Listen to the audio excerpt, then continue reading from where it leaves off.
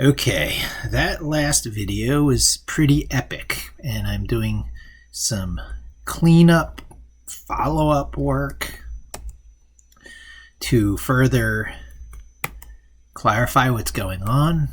There's a great example of me using Jupyter as kind of a impromptu Python calculator to have around to experiment, to kind of feel my way through something. Even though the code really was living on a server. I was doing the work live on a server here. And I was using several containers in the process. You can see the 4 different containers on my machine, none of which now contain any work of any importance really, except for Munchkin. And you saw me accidentally on Huey while it was running as sort of a mistake. And I definitely don't need Huey anymore. I don't even remember why I had quadling except to demonstrate creating a container real quick. And then looking last, I was trying to make into a kind of a primary use container, but I think that very much defeats the purpose of these containers. I think that they ought to be ad hoc and impromptu all the time. And I think it's time to do a little bit of cleanup. So Control L to clear the screen. One final LXC ls fast to show you what I have running. And then we're going to delete some LXC delete quadling.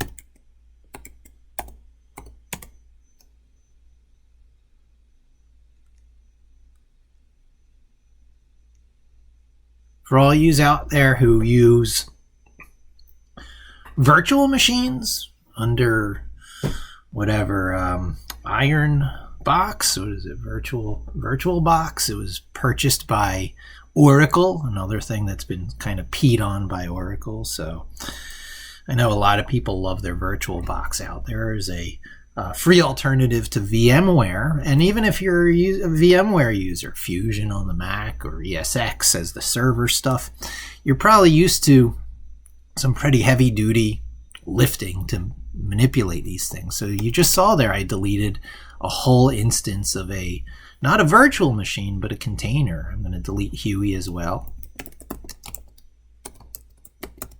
It's where I did the original work for getting the Huey task queue running, but then I migrated the work over to Munchkin where I used a more old school kind of scheduler, but all the work now exists on Munchkin. So these two are no longer there to confuse me. Looking last, I am not sure. It's kind of has a special place in my heart as one of the initial ones, and there's certain drive mappings that are required. But you know what? As part of the cleanup, I'm going to get rid of that as well. LXC delete looking last. Deleting 3 different LXD containers. Even though you see the LXC command being used here, these are all really containers running under the LXD Linux container system. Of course, under the Windows subsystem for Linux. And I'm actually rendering out that other file. This is kind of new for me on my, humble little Microsoft Surface notebook, Microsoft Surface book, laptop, something like that. It's not one of the high-end ones. It cost me $800 about a year ago, I guess. And it's still going strong. We can close out of these tabs and remind ourselves of the issues we dealt with. It is really important to be able to set our working directory under systemd. This is a file where you define a service. And I was figuring out how to import certain sub portions of Huey, looking through, figuring out the API. Each time I close a tab, it reloads the old page. This was from my site where I started to set it up for copy paste, explaining to you what a task queue was as opposed to a mere scheduler. Similarly, what a data pipeline is as opposed to a mere scheduler. And then the documentation for Huey, where it was a little bit underwhelming.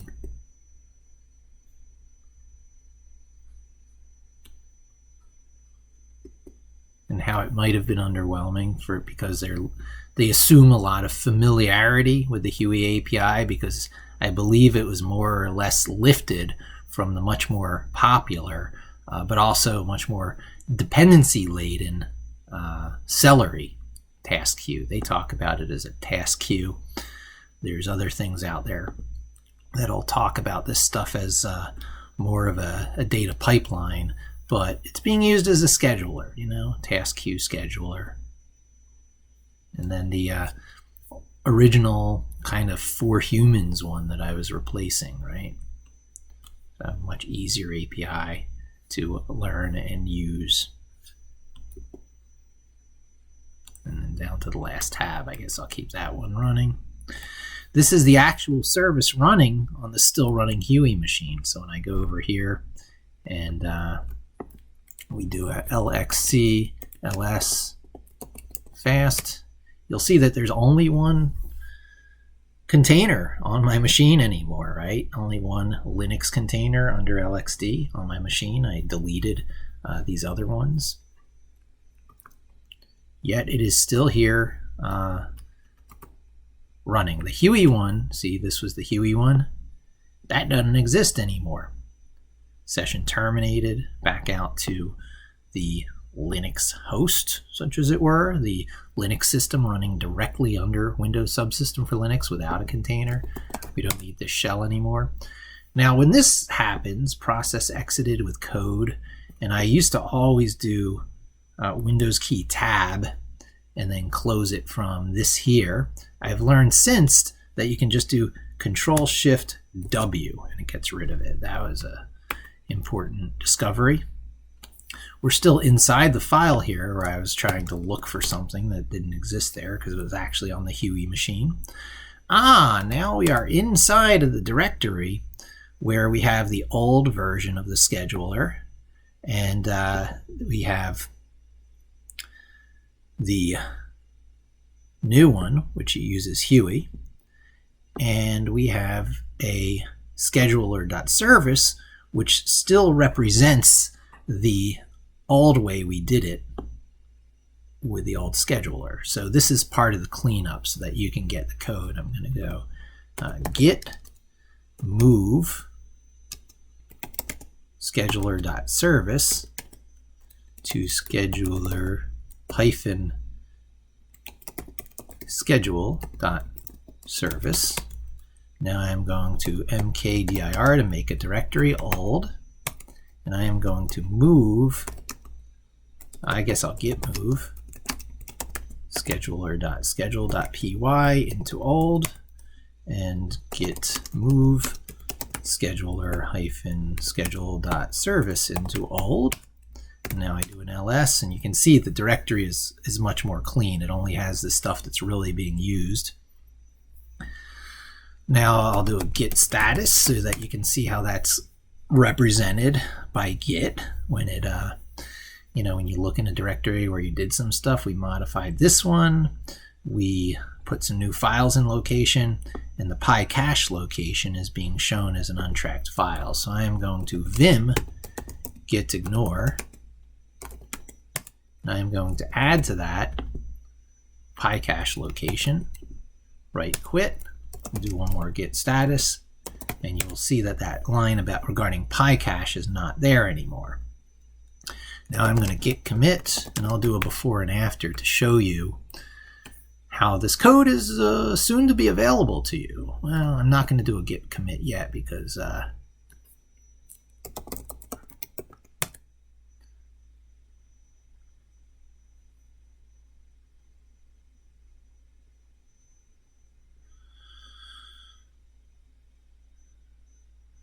find repository scheduler.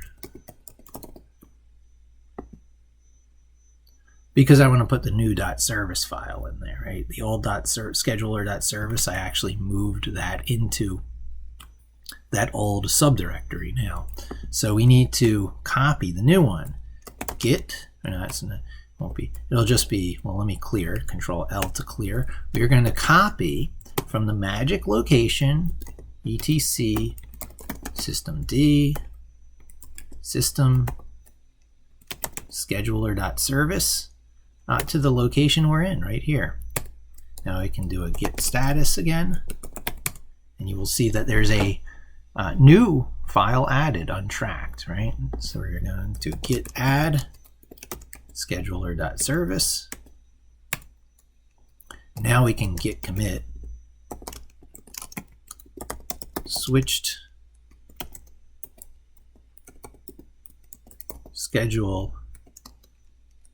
scheduler to Huey.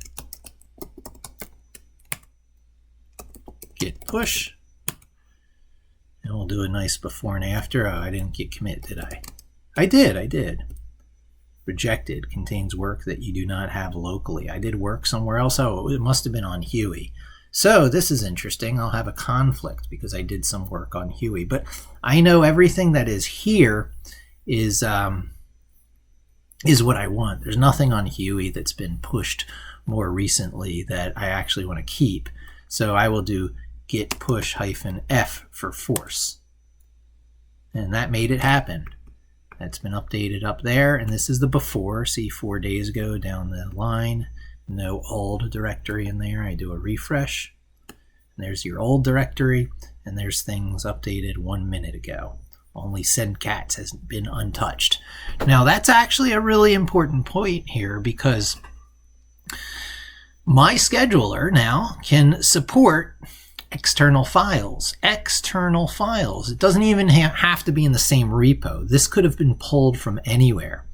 And the way it gets included in is through this run function here. And you can schedule something like this. This is how send cats is being scheduled.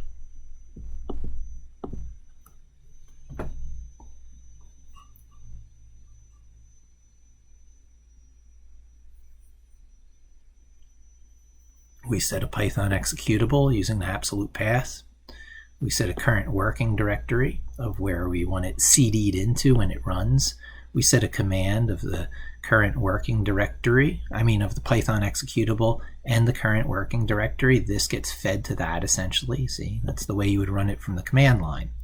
And then we run it as if from the command line using this run command, and we set the current working directory. That's a parameter that I built into run. If you look up here, I defined a current working directory here, which gets used as this thing gets executed. Current working directory is whatever gets fed in, and that is reflected down here in feeding it to run with the CWD parameter being set to this CWD variable set here. Now, I know this pattern confuses a lot of noobs. Of course, something equals itself, but in that context, as an argument of a function, there is no name collision. That is coming from the run function.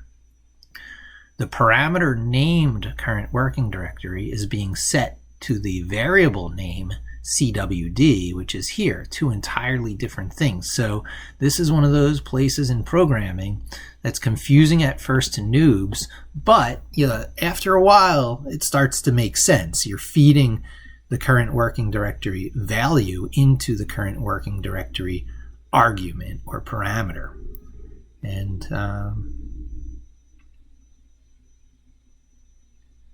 yeah, I don't even know why I have the A now there. That almost doesn't need to be there. In fact, it certainly doesn't, and neither does the cancel job. So I'll get rid of that one line.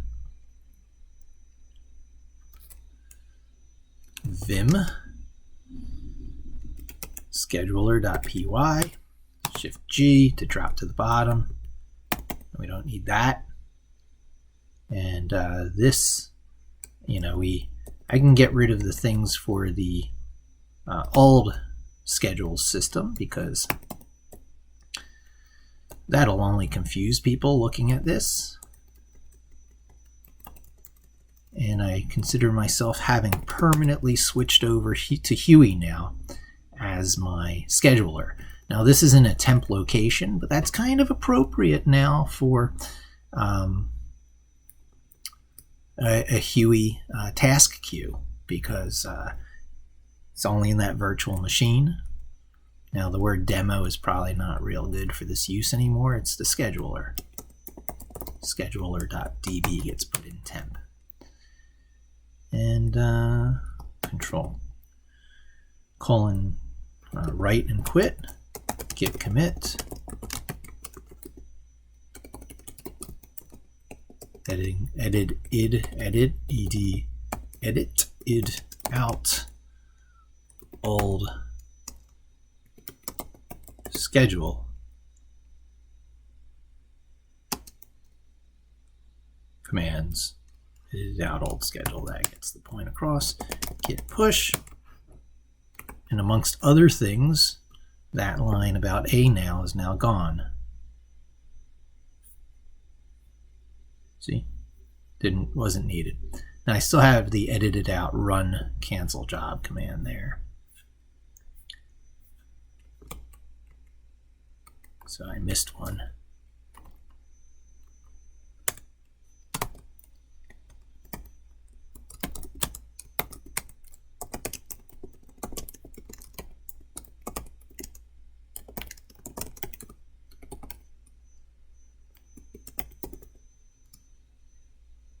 You know what? I'm not going to do that. Let's see if I can just do an undo on that. Already had all this change. I was thinking about leaving that because that's something I still really need to do. I need to figure out how to cancel a Huey periodic task, but I think this is fine for now. I'll keep that. I'll make that a comment in here. No, removed. Cancel job. Figure out how to again. Git push. And there, for any of you who are like figuring out Git and GitHub for the first time, you can see how instantly this stuff is reflected here, right? I do a refresh here. Bam, that line's gone, and this is available to anyone. You know, anyone can actually. It's not pip installable yet, but you can git clone out of the GitHub repo, and if you put your files in the right place and you make your correct. Whoops, I didn't want to jump out here. I wanted to jump into scheduler.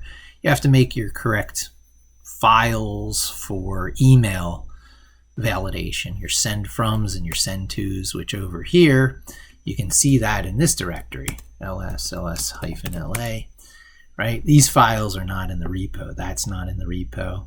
That's not in the repo. And following the instructions that I include with this, you have to figure out how to make those two files if you want the mails to be really sent properly. In fact, you have to log into a Google site and add a application password, which means you have to turn two-factor authentication on that account if it's not already. And of course, I didn't include the cats stuff because that gets recreated every time once this is working. And there you have it. That's a little follow-on, just kind of cleanup video reviewing all this stuff. It's always nice to have Jupyter sitting around for ad hoc or on-the-fly Python test work. You know, you're doing something over here in a more server-like environment. You get some errors. You recreate that environment almost identically over here. And when I say almost identically, a lot of people have Python version differences and stuff. If I were to hit the add here, you can see I deal with that because I have added a Python 3.10 to my Jupyter environment. I don't have to be on Python 3. Whatever it is. In fact, if I go in here, I can show you that the default kernel, we import system, and then we do sys.version. And that'll show us the default Python. Oh, look at that. I must have changed. I think I upgraded that. I think I did something to make the default kernel into 3.10, because normally Jupyter is 3.8. I'd be surprised if they got to 3.9 by now. But at any rate, that's the way you can test what version you're on. So when I use the launcher, no matter what I do, it's going to put me on my latest kernel that I have installed for some reason. That's something I got to look into and figure out why that happened. Oh, it's all good. Here, the service is actually running. Service is running under a program called Screen. I had to get it. I had to sudo apt install Screen to get that on my machine, but not real surprising because I had a sudo apt install Git to get it on my machine. And then to make this container feel like home, I had to make that GitHub folder, cd.ls. I made the cd.ls. I made the GitHub folder. I mapped in the data folder off of the parent, the Linux parent, which is in turn mapped in off of the network, right? So that's actually running on an NAS, network attached storage, network application server, whatever you prefer.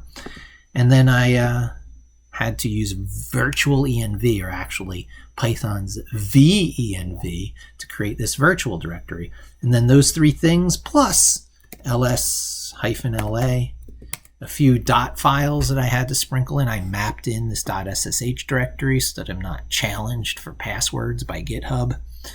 I copied over my git config, copied that over from another machine. I copied over my vimrc. And that's about it. It feels like home when I get my vimrc and I get my vim config, and then I have my SSH keys there, and I have a nice virtual env. And yeah, bash profile is sometimes used, but I am not using bash profiles right now. I don't need that many aliases in what I'm doing. You try to depend on as few highly customizable things as possible. And yeah, we'll create a new container. Let's do that.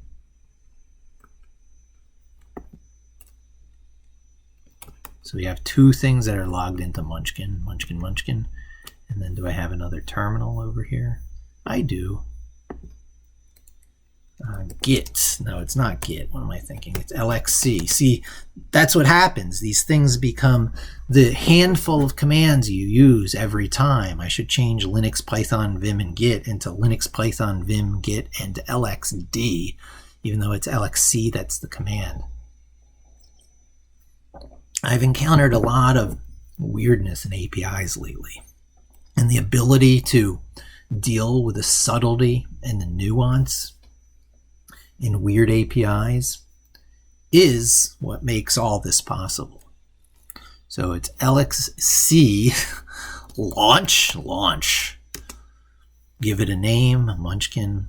I'm going to Munchkin, Quadling, Winkies, Winkyland, Winkies, Winky, I guess singular.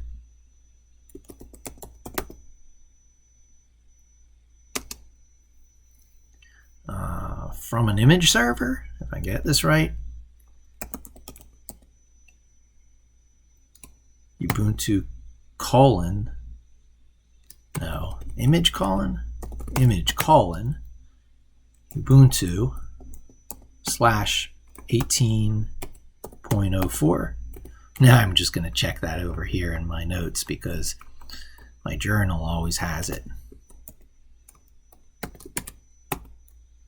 LXC launch. Images colon. Yeah, I got that wrong.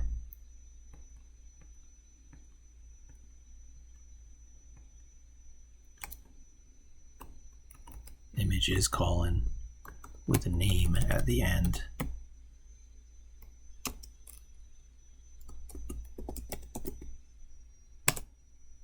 Creating Winky.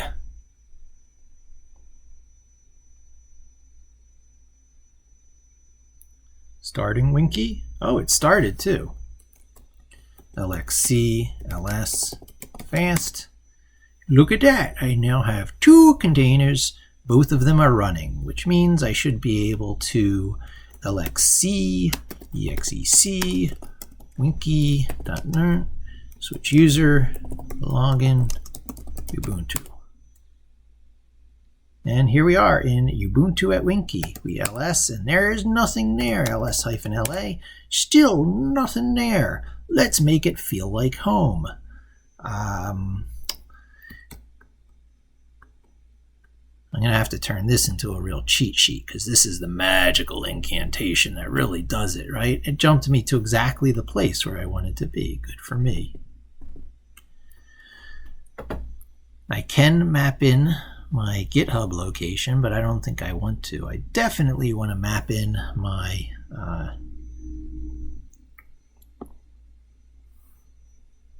.ssh keys. This allows me to clone.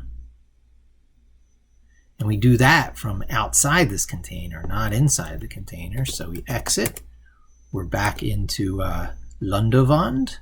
And I think when we map these things in, we have to stop our server. So LXC stop. Oh, I exited out of Munchkin. So now I have to be very careful. I have Munchkin, and over here I have Winky. You can see how it gets to be very tricky knowing which container you're in. You got to keep alert for your requesters, for your prompts. LXC stop, Winky. Hey, that's LXC ls fast. Oh yeah, I'm inside of it. Of course I can't do it, so I have to exit out of it here like I thought I was doing in the other place. LXC stop, Winky. It's funny how I make the same mistakes over and over. Okay, now we put our command to map our SSH directory in. We tell it which one to do it on. Command line completion works in command. That's pretty impressive. So we added the .ssh location. Now the data location is the other really important one.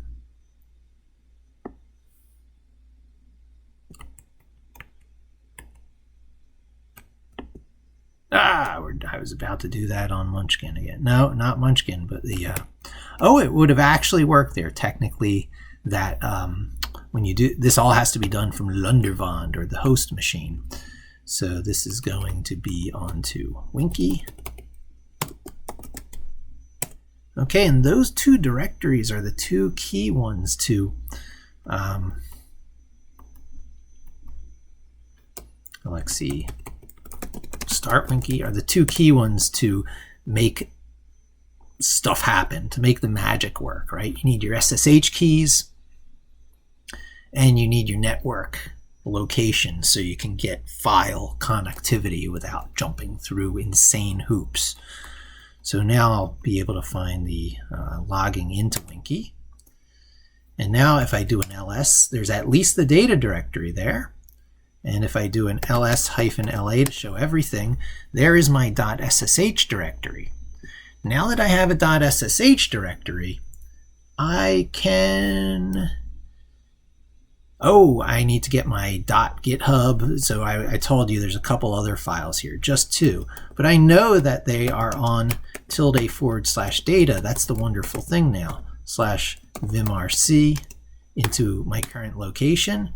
And then similarly, my git config. Now if I do an ls-la, I've got now a couple more files, the git config and the vimrc. And those are good for me to have. And git is not here itself yet. So mkdir github ls-la, or just ls. So you can see I now have data and GitHub, right? Now I don't have Python and I don't have all that other stuff to make this into a great working container, but it doesn't take much at this point. I would do sudo apt update, because that's what you do after you get a new Debian-based release. You update your local repo. But I know for a fact it's going to be up to date, because I've done this so much recently that when you clone a new image, you don't have to sudo apt update, sudo apt upgrade the way you normally would if, say, you did a fresh install of Ubuntu off of the latest image. It's newer even than that. But what I can't do is I can't cd into GitHub and then git clone git at github.com /mclevin/scheduler to get the work I had just done, because git is not there. So you can do sudo apt install git. Now this is a pretty big install, right? While that's going, I'll check on how my export of my last video is going. This is the epic one I'm talking about, right? So I haven't even uploaded it to video yet. I mean, to YouTube yet. I'm waiting for the video to render out or export from my video editing software. But I figured I would try continuing working and making a new video using the screen recorder software to shoot one video while I was rendering out the other. Now, on this laptop, it's never been a problem in the past to upload to YouTube while producing another video, right? So uploading to YouTube doesn't take much of your machine's capabilities. It's HTTP. The network is the bottleneck. But here, it's actually using, you know, a lot of that. You can see it jumped ahead a little bit while I was over there. Here it's actually using a fair amount of the machine's CPU in order to render out this video.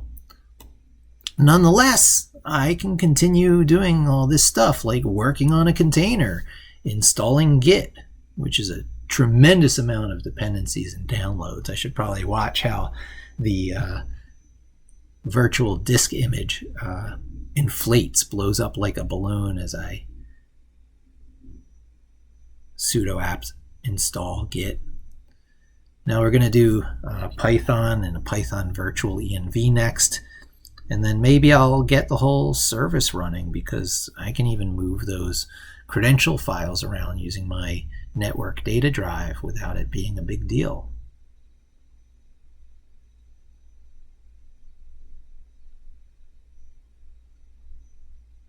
So we still have Munchkin going on over here. So from Munchkin, I will cp mail asterisk to tilde /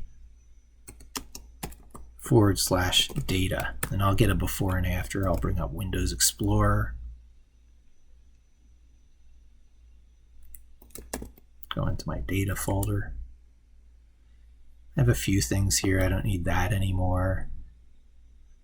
Oh, cats.db was being written here as an old experiment. Yeah, okay, I'll keep that. I don't need that screenshot anymore. So you got a few files here, but what you don't have is any of those mail credential files. So from Munchkin, I just do this, go back over here. There's those two mail files. Now, if I want those in a subdirectory on Winky, I can copy them over, but that directory doesn't exist yet, and it won't exist until I can git clone stuff. So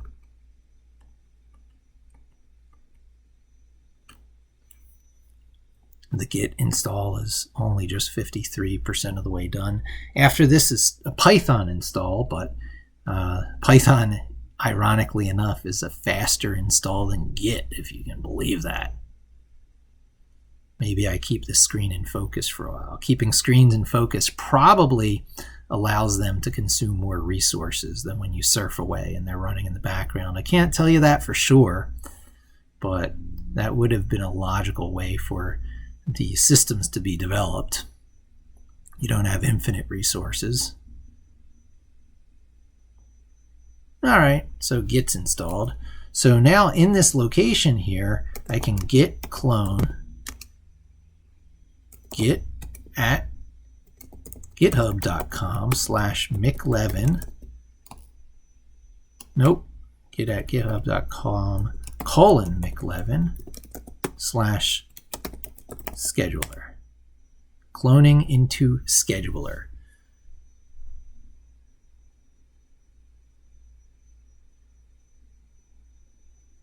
Notice I am not being challenged for a password.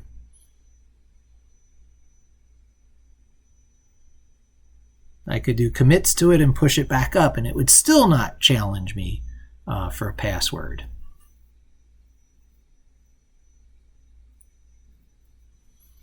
All right.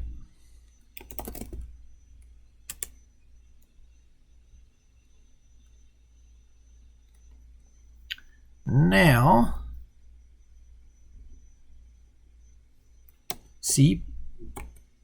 ls, you can see that the scheduler is there, and we can cd into scheduler, and I can git. No, I don't need to git, I just need to copy. So copy from data, mail, everything to this current location. ls. So now my two files that need to be there for verification are in place, and I can copy this scheduler into place. Sudo cp scheduler.service /etc/systemd/system.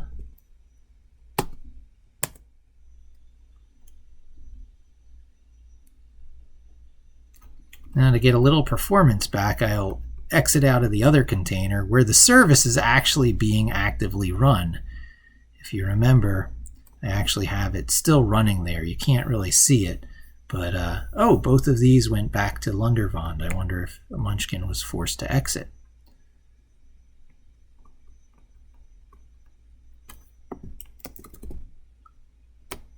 Oh no, they're still in Munchkin, that's fine. So we want to exit.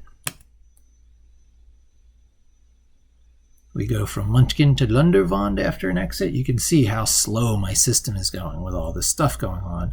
But LXC, you can imagine if I was doing this with virtual machine technology, how much more of a crawl it would be.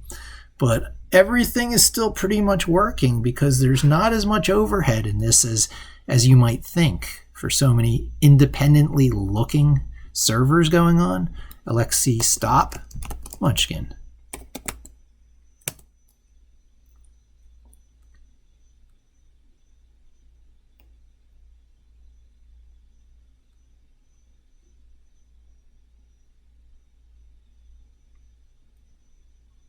All right, so now only one of my containers is running.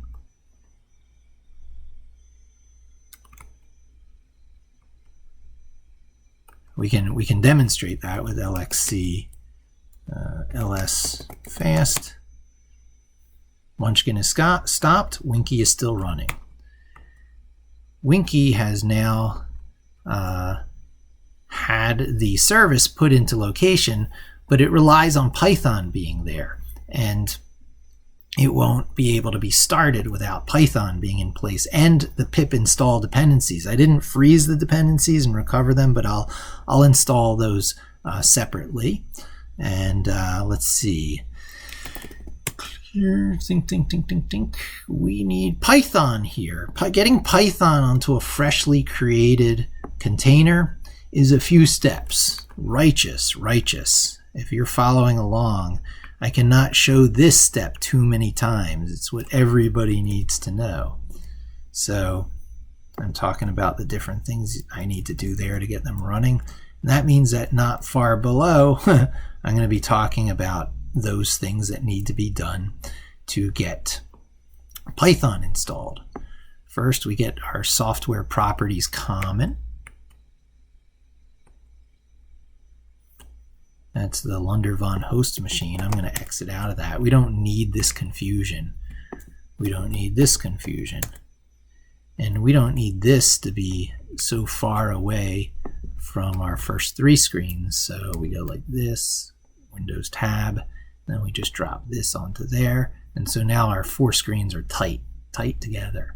Journal, Jupyter, browser, whatever the work is on screen 4. And one more sudo apt install to get this GNU stuff.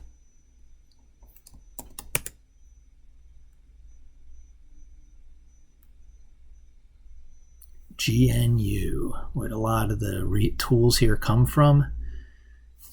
You can see that here. GNU PG, a few different GNU PGs. Okay. Unable to fetch some archives. Yeah, okay, we'll do that apt update. Sudo apt update.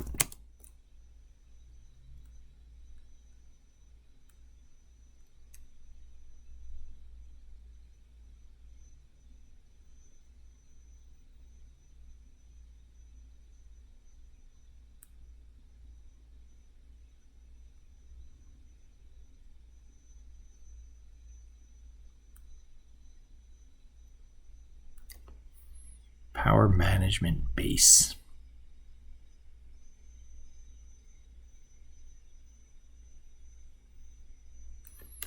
I'm just going to forge ahead and get the Python. So first we have to next we have to add a repository to the Apt system. The Debian package manager repo system is now having a new repository source being added, PPA : which seems like a protocol, deadsnakes/PPA. Sudo apt, sudo add, do I have something wrong there?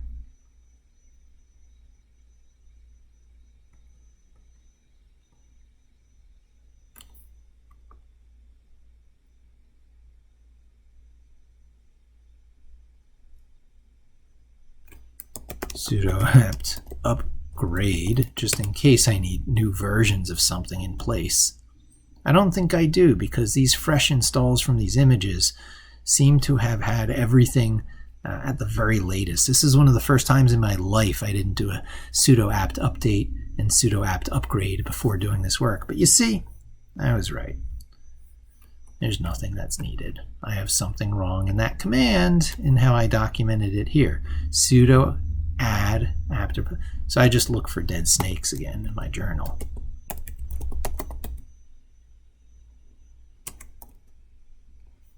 It looks like the very same command.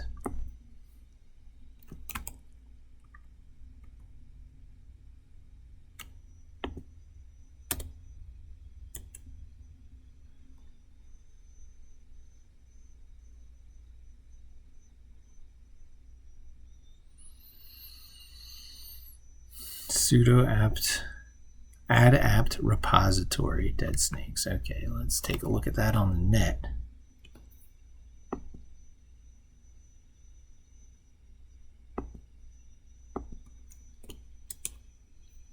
Pretty sure I got that right.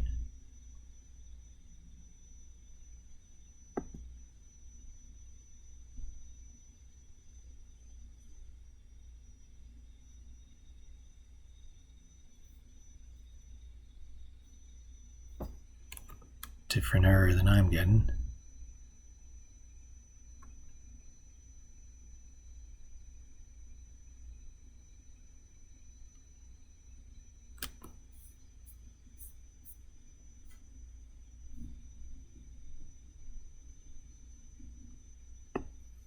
Looks like the same command, except with the automatic yes being answered.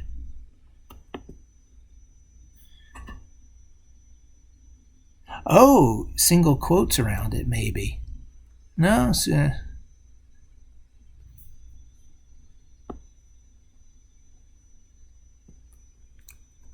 I might have to apt install that. That's new. I've never had to do that in the past. That command has just always worked.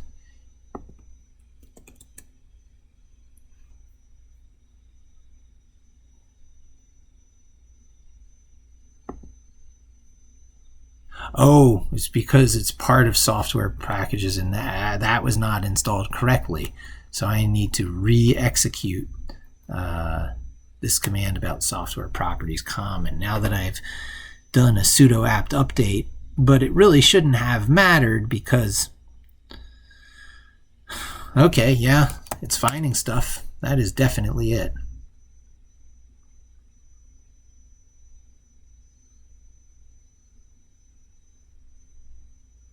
So forget my comment about not having to do a sudo apt update beforehand. Not doing a sudo apt update beforehand will prevent certain components from software properties common from being installed. Check on the video being rendered out. There it is. It doesn't look like much further than before.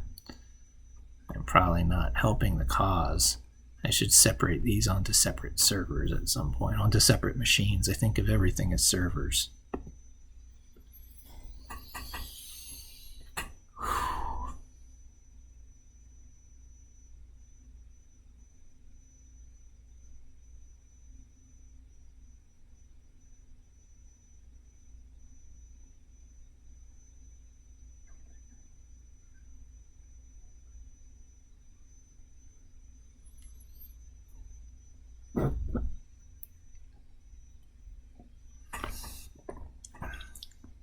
This video would almost not be usable because of all these long time delays, but I really try and give you an honest experience of what's going on.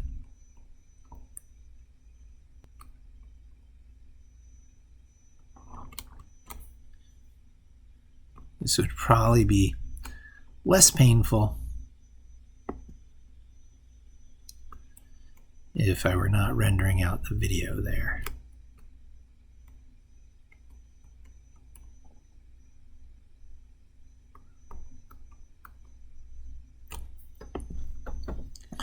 Pre-configuring packages. There's a very good chance that there's actual compile stuff going on here.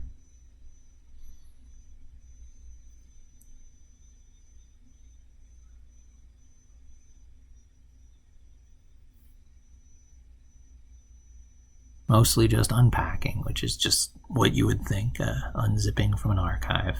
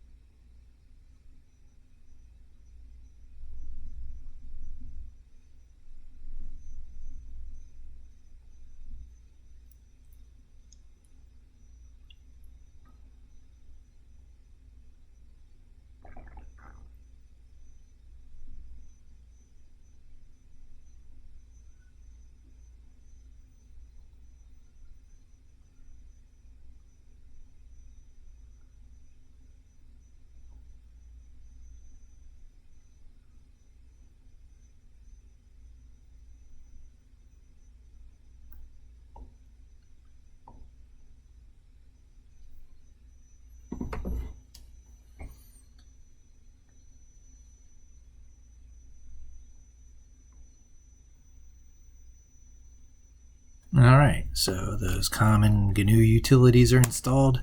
Now we should sudo apt repository, add apt repository.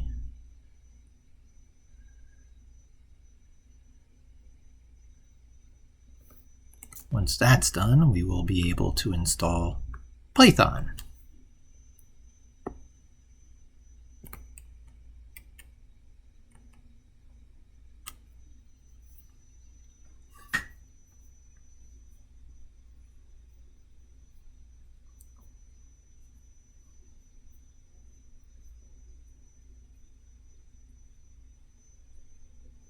This is a sudo apt update going on right here. You can recognize that reading package list thing. So after you add to the things in your repo, it's a good idea to do a sudo apt update. So they're clearly doing that automatically as a part of the process when you turn around and install something right away, which they know you're going to do. You'll be getting it off of the latest and greatest versions of everything.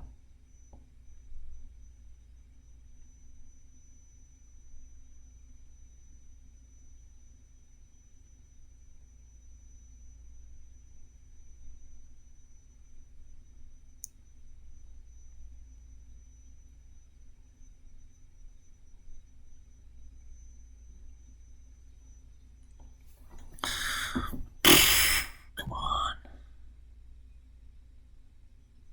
See, I don't edit.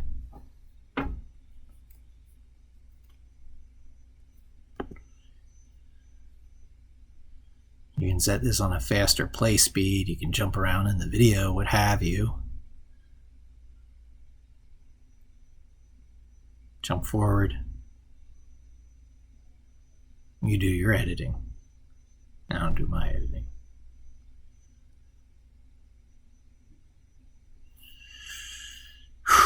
Okay.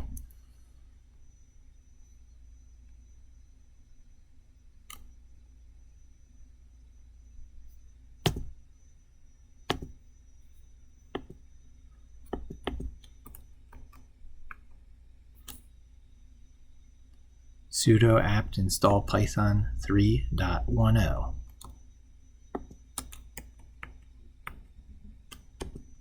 Sudo apt install Python 3.10.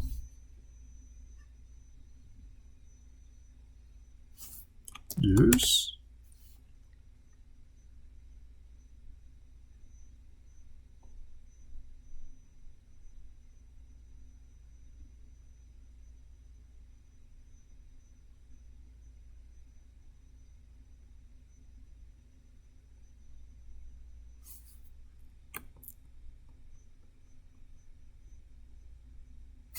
This is any further, I should really let that finish. That's a more important video than this one. This is just recreating to get back to a point that I was at before. But you never know what's going to be your important videos.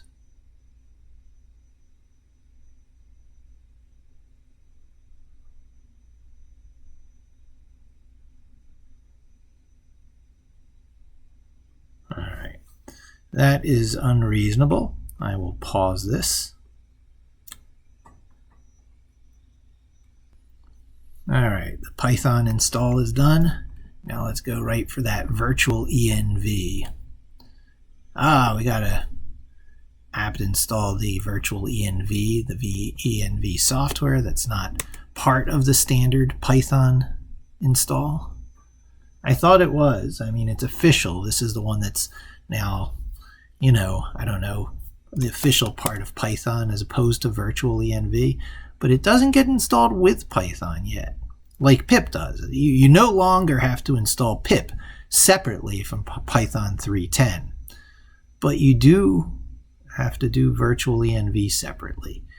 Now, maybe not, and maybe it's just an effect of the of how you create the first virtual env, and maybe I'm not using paths correctly to the new Python executable that exists here. But it is the Python 3.10 version of venv I'm installing, so I might be right about this. Now we install a virtual env. Ugh.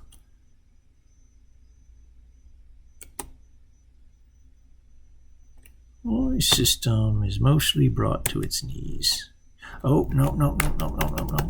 I didn't give it an exact path, so that would try and put it in that directory. That is not what we want.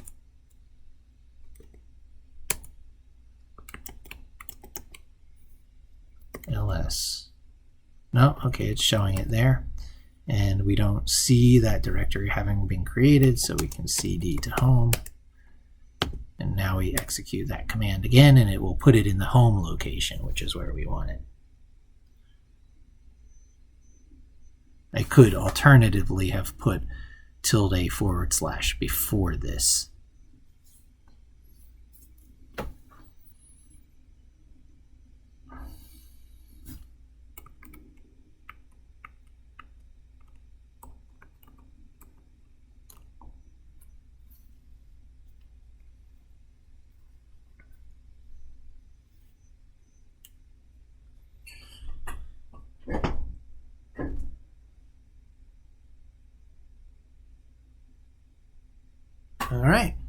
And now we should be able to start that service.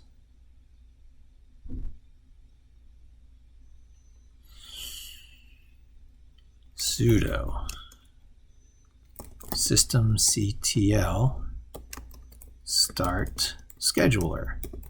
Oh, one more. We need the GNU screen. Sudo apt install screen.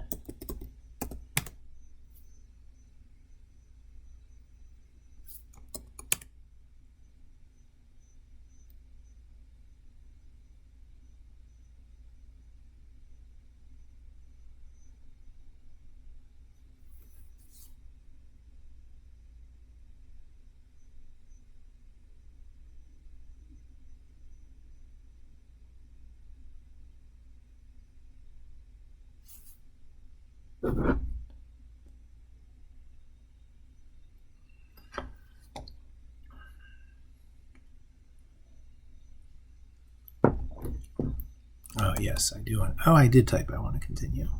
It's just taking a long time.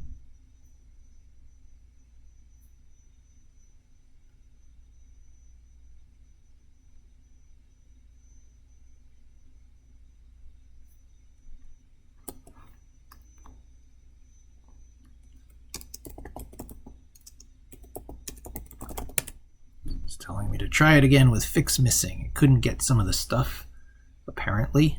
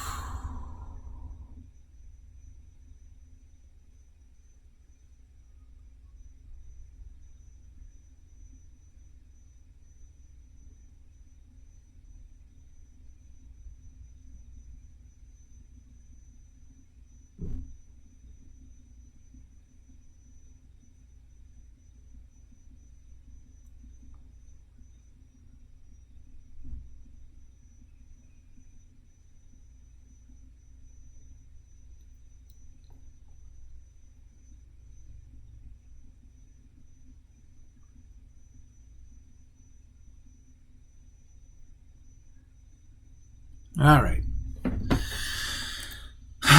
Now we should be able to start the service. I'll do a clear. I'll do an ls. Now I'll do a screen -ls to show you that the screen program is installed and that no instances of a screen login or a screen session are found. So now I can do sudo systemctl start scheduler. Now I can screen ls again. Still no sockets found. Something's wrong. Let's diagnose. cd //github scheduler ls. We'll get that really long command from out of the service. Vim etc system d system scheduler.service. This command here should actually run it in the command line just fine, especially while cd'd into that directory. And then screen -ls. There it is. So we just might need to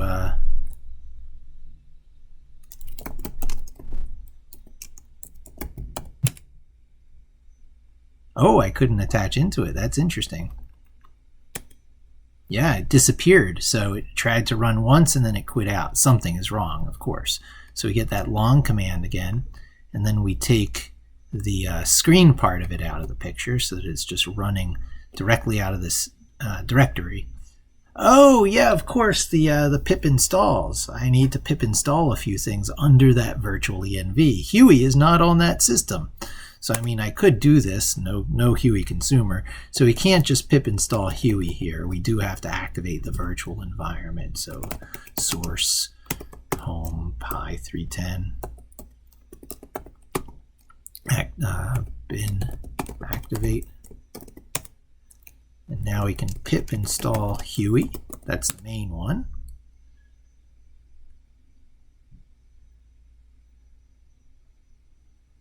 Now I should look at the code.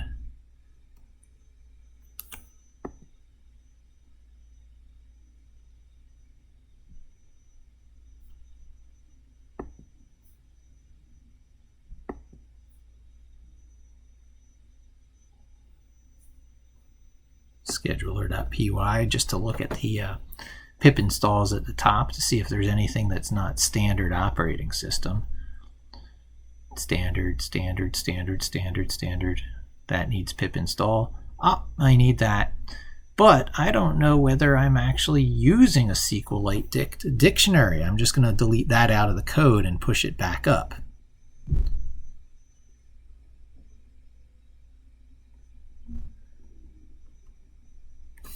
Okay, that looks maybe a little further. This will be one of my more interesting videos. For the true hardcores.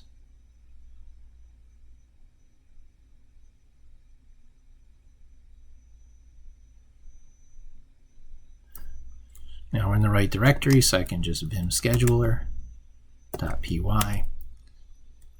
I can take out the reference to the SQLite dict and just search for SQL dict to make sure there's really none in there. Write and quit. Git commit. Took out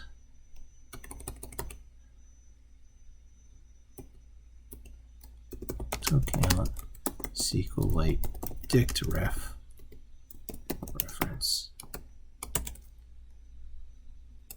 Git push.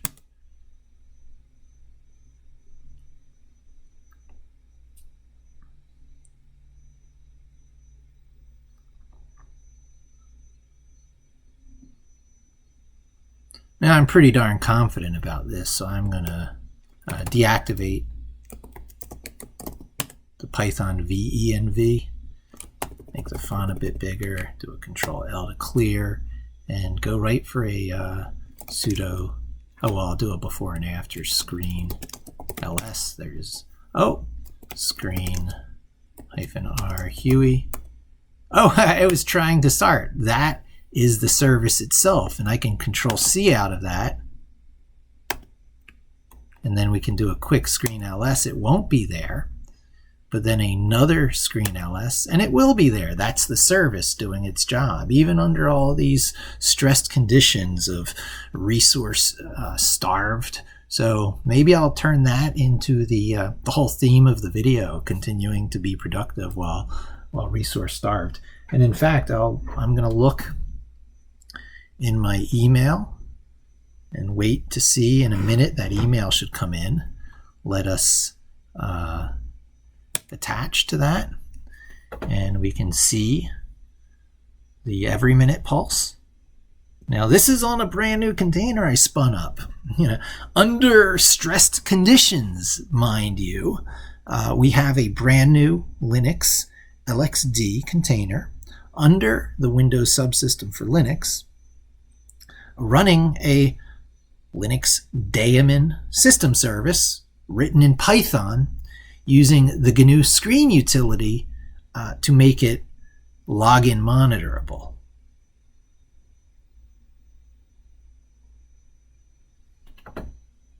Oh, pill. I need pill installed for the image stuff to work. So let's do Control-C, and we'll do sudo systemctl stop scheduler And I'll even do a pause to get my email running in the background so you can see the email arrive, for real proof is in the pudding stuff. So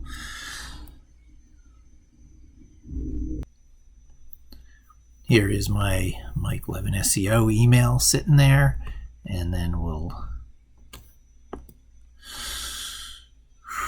source activate.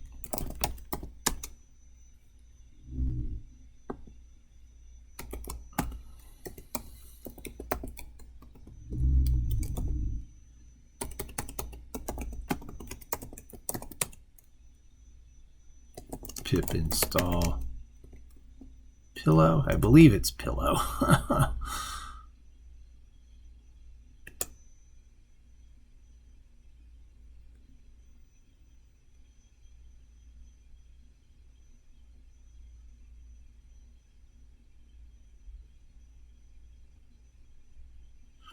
Boy, now things are really slow.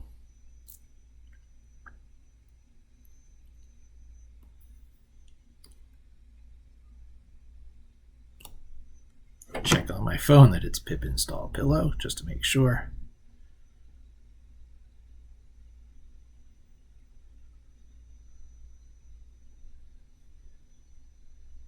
Yeah, I got it right. Although they do have it with a capital P. I think it's going to work with a lowercase p as well. Let's see if I can get anything. I guess I'll quit out of this finally.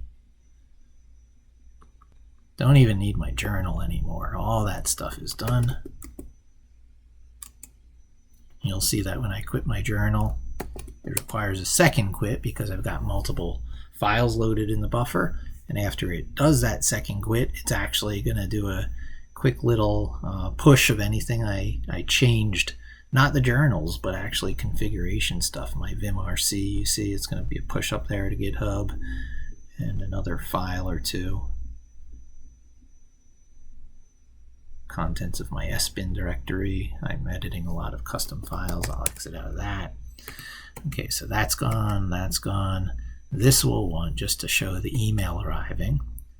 Pip install pillow is still occurring, and there's no getting away from rendering that out. Alright, so I'll keep this in focus. Hopefully it just becomes more responsive.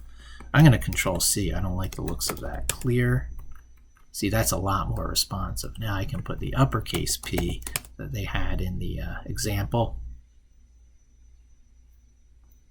Pillow. Nice logo they have for pillow. And we'll take a peek in sendcats to see what else might be required. Oh, look.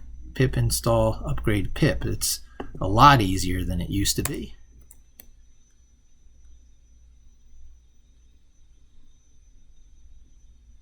Things are on the move. Things are on the move. The APIs are not changing that much, thank goodness, but versions are being updated all the heck over the place. Once pip is finished installing, I do believe I'll need SQLite dict because I do use that in sendcats. All right, vim sendcats. Okay, standard. Okay, pip install requests. I'll need requests and SQLite dict.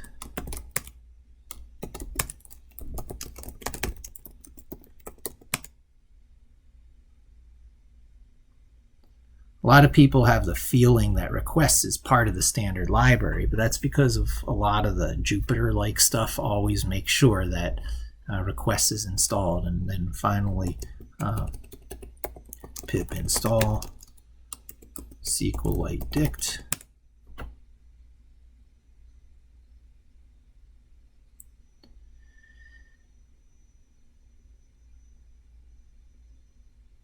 All requirements installed. There's the before.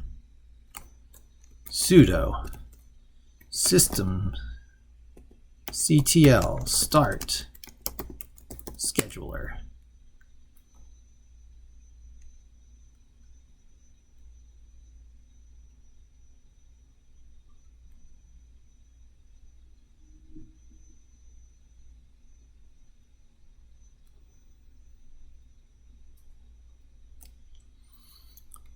screen, reattach UI. There's our first pulse. Oh, by the way, big moment. This is the service running genuinely now from a systemd service start through the screen interface, and once it gets up to the emailing the email successfully, maybe I'll even show you the cats, the 3 new cats. We will have successfully moved this service over from where it was running on one Linux container under the Windows subsystem for Linux to another Linux container under the Windows subsystem for Linux. And I will be moving this off to my NAS, my network attached storage, my network application server, whichever you prefer, momentarily. Maybe I'll do that as the next video, because this is, I believe, over an hour already. In queuing stuff. Oh, image hash I need. Image hash. I really ought to document this. I'll do that over here in Simple Note on my phone, because that's where this stuff gets done best. Pillow, SQLite dict, requests, Huey, image hash.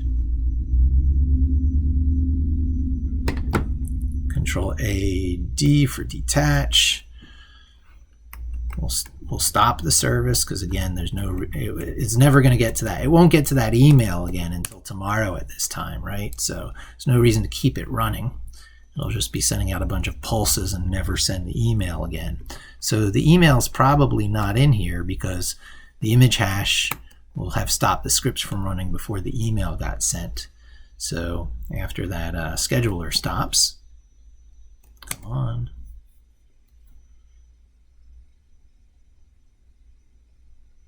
I feel like I should have another terminal here opened to Huey. Not Huey, this is now Winky.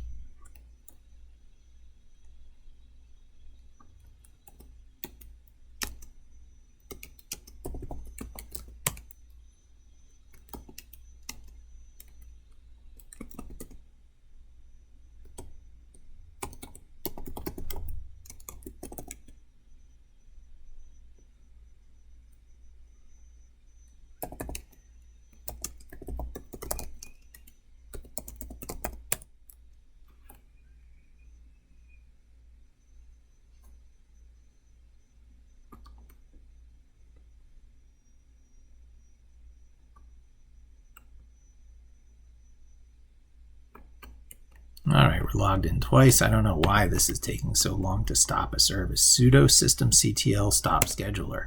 There, now it was really fast that time. Clear.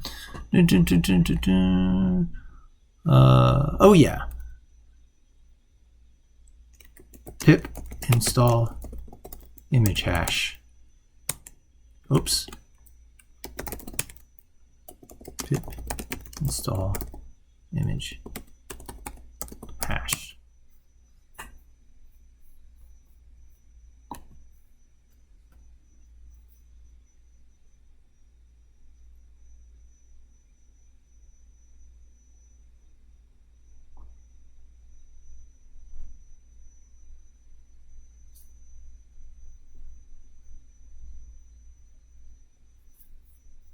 Downloading NumPy. Very interesting.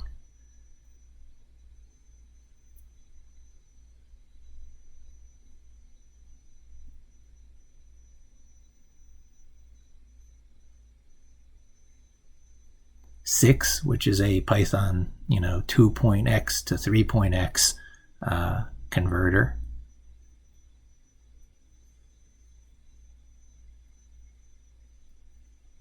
When your system is like dragging its butt like this, it does give you a chance to sit and watch.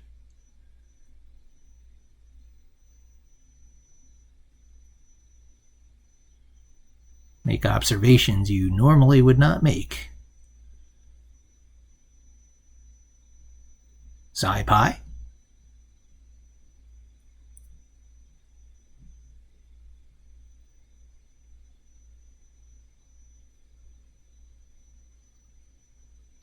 The whole SQLite dict and image hash are unnecessary, really, dependencies. That's just because I decided to do some database stuff that had, picture signature technology using the picture's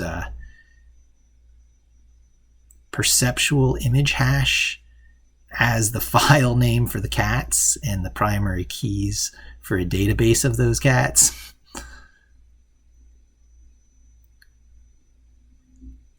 I could probably show you the new cats that are fetched after this, if performance comes back, if this thing over here is actually done before this video is over, I could show you in Jupyter the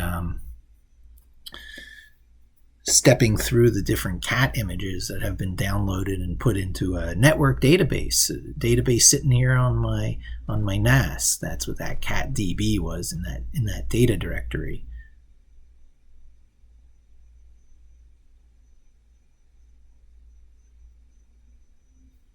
This is just powering through it. I will definitely be rendering out my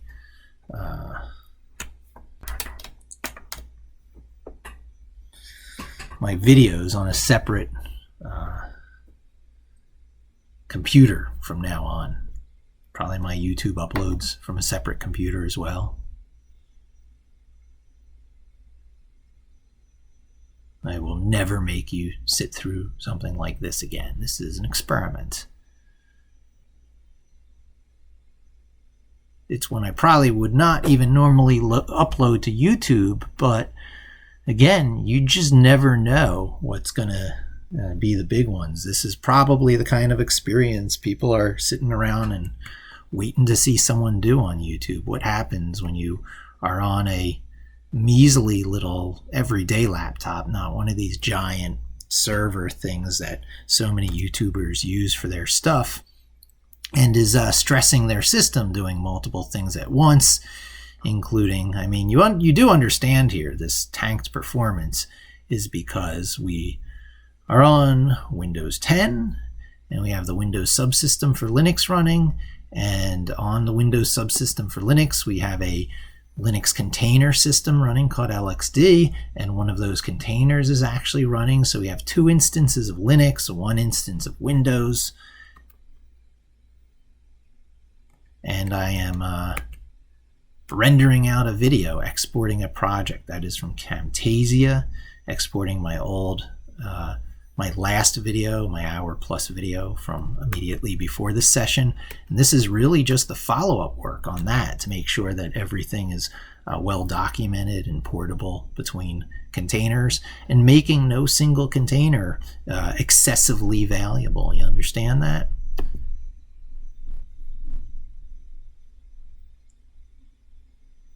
Now this is a little disturbing, the fact that one of the ones it's kind of stuck on is also only 3.5 megabytes. So I hit enter and it gave me a repeat of that line.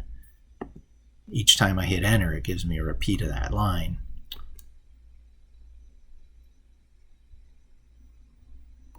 I'm going to Control-C out of that. I don't like the looks of this.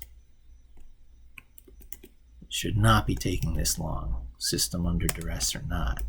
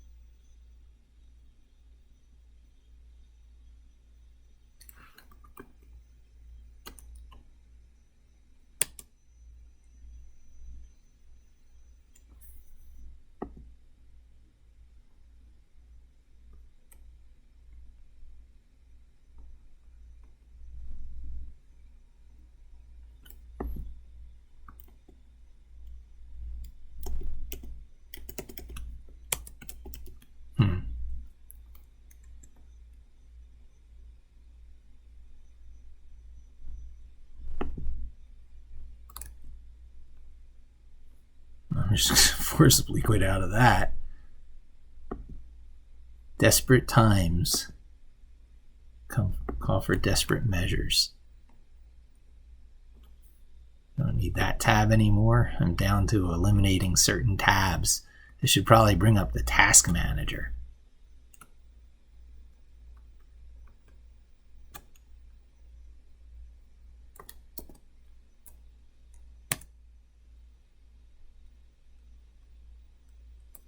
Let's see what's making it take so long. 98% of memory being used could certainly contribute. 59% of the CPU being used. Sort by memory usage. Virtual memory, yeah. Camtasia, no surprise. Camtasia recorder, no surprise. Oh, the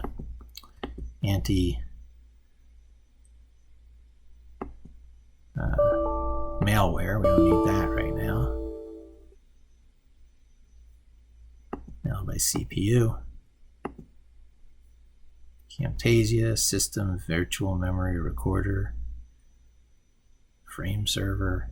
Oh, the malware system came back. I guess it keeps itself from being killed. That's probably a good thing. Oh, it's back to collecting NumPy.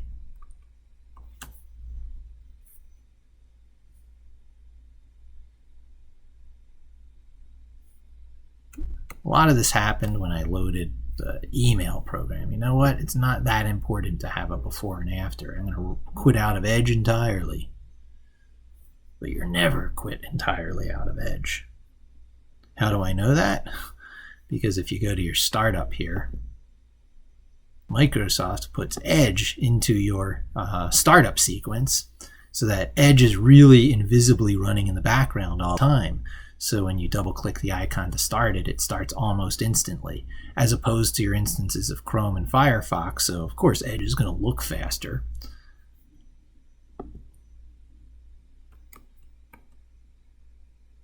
All right, it's back to SciPy. Let's see if it finishes that out.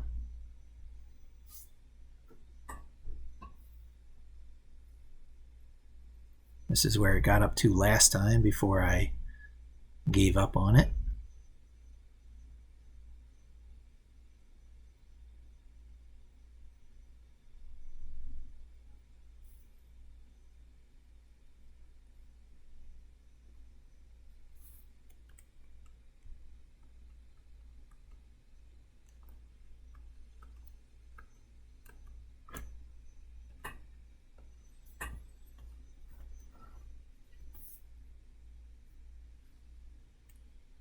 I'm going to get Camtasia over onto another machine.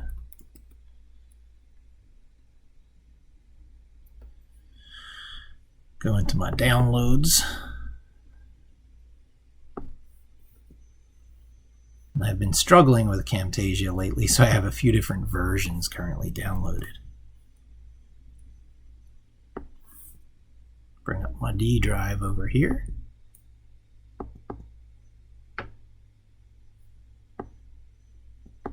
Give me a choice of all three to use.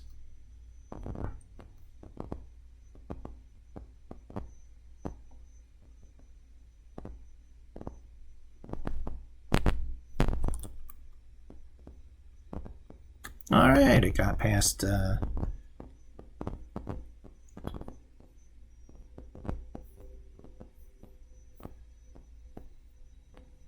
SciPy.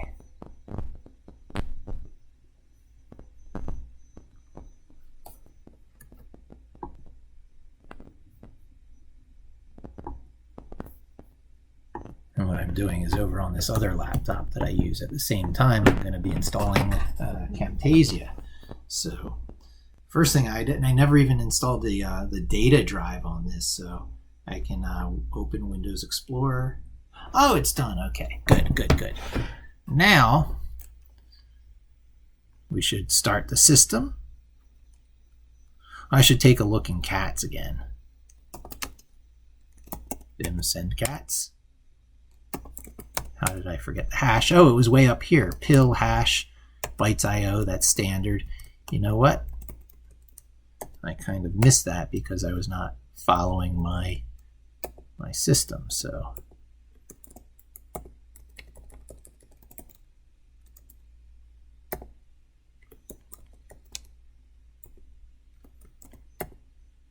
that'll do it.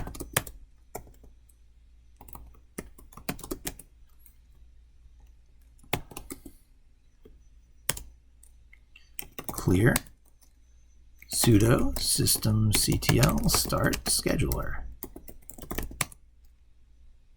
screen ls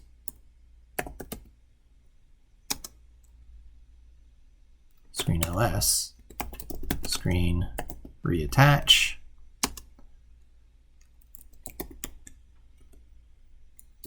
Huey. Now I guess while that's going, I'll bring up the web browser. It is good to have that before and after. As I mentioned, running Edge is like an almost instantaneous process.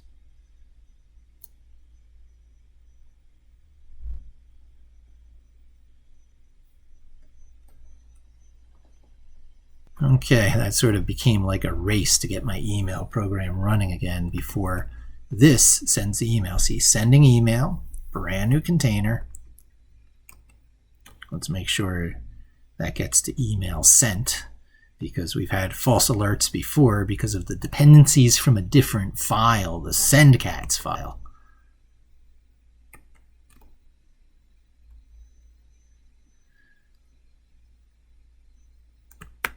Cue the suspenseful music.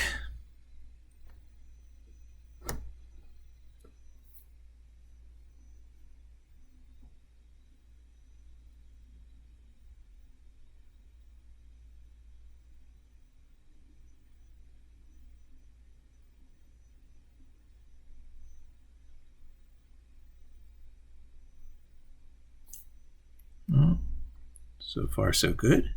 There's still a final message that we're expecting, having to do with the email being sent.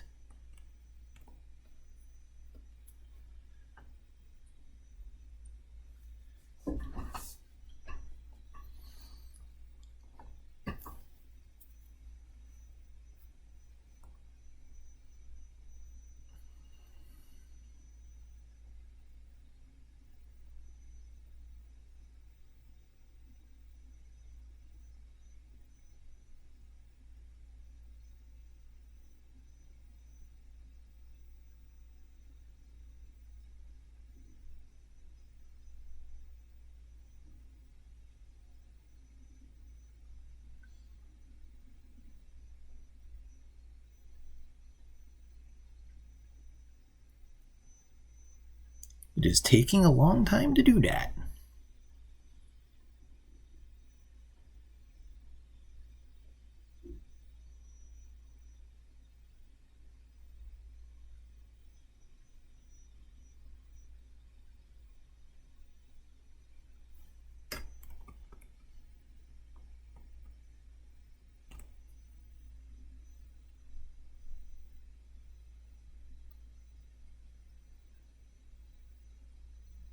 Email sent.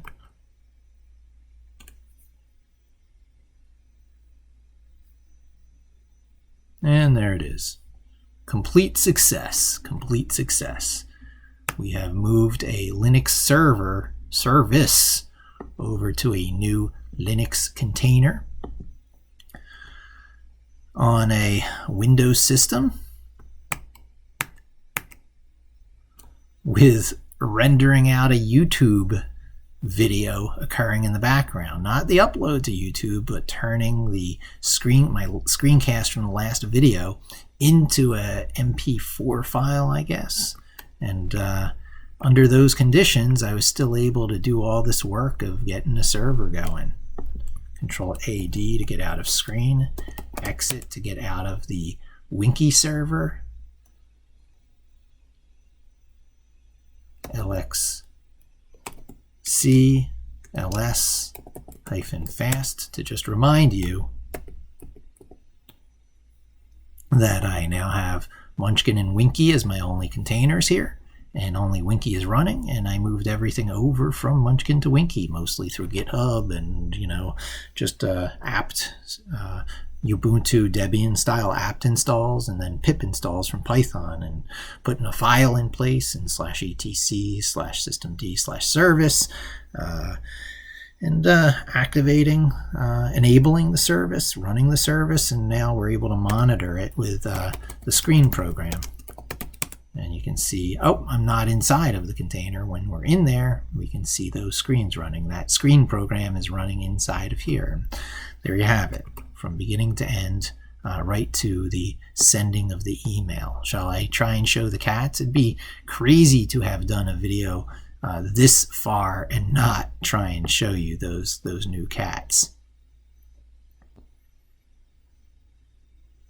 It'll go into the download directory with my other copies of Camtasia.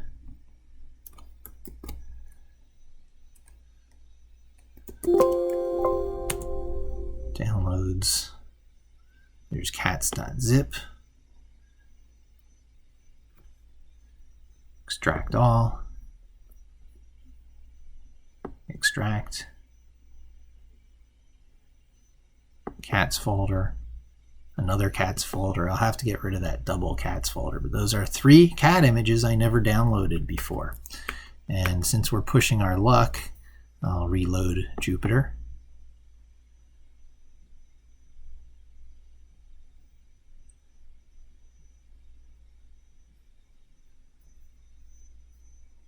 And I'll show you all the cats that I have downloaded with this script that have been held in a database on the network,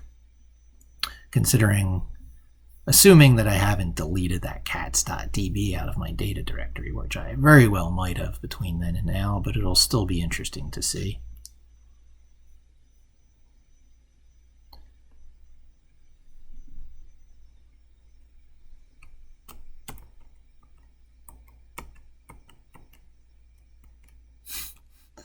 Slowly but surely, slowly but surely.